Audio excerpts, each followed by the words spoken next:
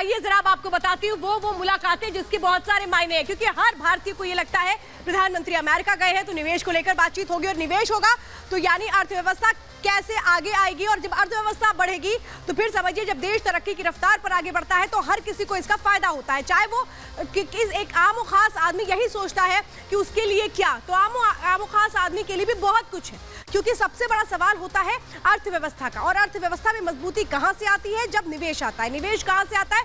जब इस तरीके के डेवलप्ड नेशंस के साथ वहां पर जो सीईओज होते हैं, जो अलग अलग बिजनेसमैन होते हैं, इनके साथ एक बड़ी डील होती है। तो 6 बड़ी डीलें रक्षा क्षेत्र में होंगी, तो निवेश के क्षेत्र को लेकर भी आगे कैसे बढ़ाया जाएगा। 24 लोगों से वो खास मुलाकातें हैं जो व्यापार के क्षेत्र को लेकर, बिजनेस के क्षेत्र को लेकर, बड़े समझौतों को लेकर के आगे बढ़ेगी। तो ये जो पूरी एक स्ट्रैटेजी प्लान की गई है वो इसी दिशा में प्लान की गई है कि प्रधानमंत्री नरेंद्र मोदी भारत में उस निवेश को लेकर के अगर आते हैं तो फिर आगे कैसे बढ़ा जाएगा। अब मैं जिन लोगों की बातें आपसे कर रही हूं वो 24 लोगों से जो मुलाकात है उसमें टेस्ला के सीईओ एलन मस्क शामिल हैं। प्रधानमंत्री नरेंद्र मोदी से इनकी मुलाकात भी है। जो 24 लोगों के साथ जो प्रधानमंत्री मुलाकात करने जा रहे हैं, आज ये मुलाकात संभव मानी जा रही है। उसमें कौन कौन है शामिल, जरा मैं जल्दी से अगर हम आगे बढ़ाएं तो हम ये बताते हैं कि अगला नाम किसका है। लेखक नील का नाम आगे है।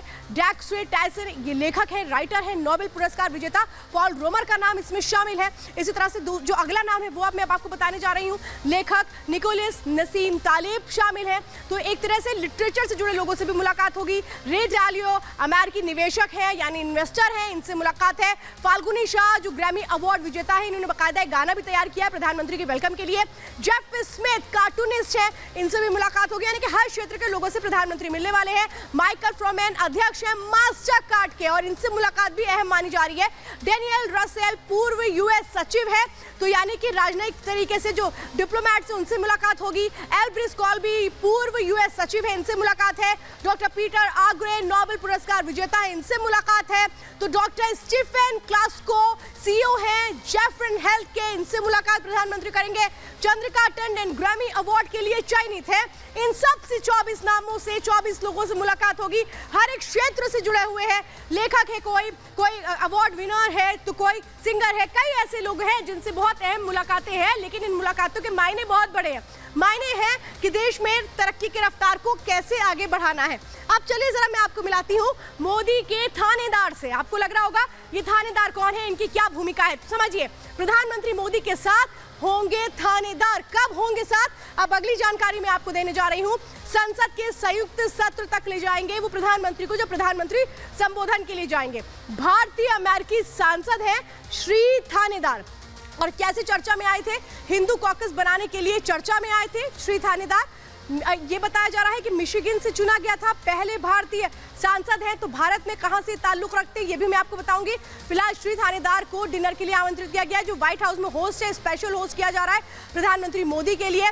तो भारत में आपको बताते हैं कहां से है, कर्नाटक से है। ये जो श्री थानेदार है ये कर्नाटक से ताल्लुक रखते हैं भारत में। अब मैं आपको बताने जा रही हूँ वो एक अहम जानकारी, प्रधानमंत्री मोदी के लिए जो स्पेशल डिनर व्हाइट हाउस में होस्ट किया जा रहा है उसकी जिम्मेदारी किसको दी गई है। मोदी के लिए खाना बनाने की जो जिम्मेदारी दी गई है वो नीना जी को दी गई है। व्हाइट हाउस में डिनर की जिम्मेदारी है, यानी मोदी जी क्या खाएंगे, उनके मेन्यू में क्या क्या शामिल होगा, ये पूरी जिम्मेदारी निभाई जाएगी। और 22 जून को ये जो डिनर है ये व्हाइट हाउस में करवाया जाएगा। इसके लिए जो तैयारियां हैं उसमें चुना गया है नीना कार्टिश को। नीना कार्टिश को क्यों चुना गया ये भी मैं बताऊंगी।